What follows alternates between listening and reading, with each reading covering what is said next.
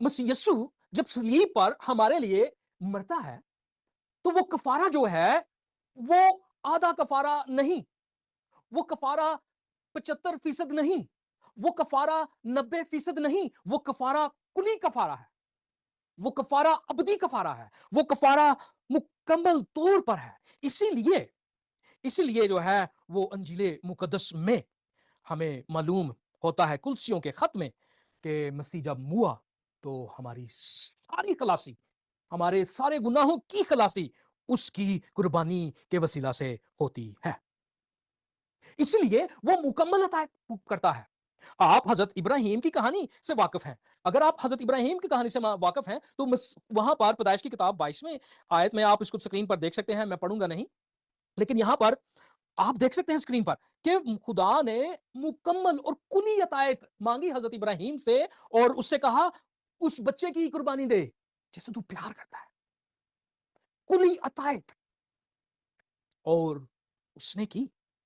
अगर आप अमाल की किताब उसके 5वें बाब और उसकी पहली 5 आयत को पढ़ते हैं, तो वहां पर आपको एक जोड़ा मिलता है जो अतायत करने की कोशिश करता है। मामला पैसों का आ जाता है, लेकिन इससे वो दोगलापन दिखाते हैं। आप उसको भी स्क्रीन पर देख सकते हैं, अमाल की किताब 5वां बाब पहली 5 आयत। हनन्याह और सफीरा की कहानी।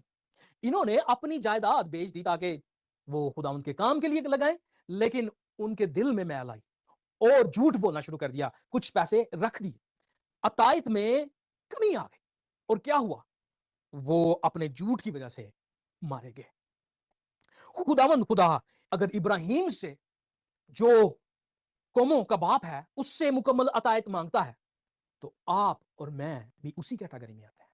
हमसे भी खुदावंद कुली अतायत करता है, क्योंकि मसीह ने बाप की सलीब पर कुली अतायत की और कफारा दिया। उसने 99% हमें नहीं बचाया, बल्कि 100% बचाया है। इसलिए मत्ती की अंजील उसके 5वें बाब और उसकी 17-18 आयत में मसीह यीशु फरमाते हैं कि मैं किताबों को, तुरैत, जबूर और सहाफ़ी अंबिया को पूरा करने आया हूं, मनसूख नहीं।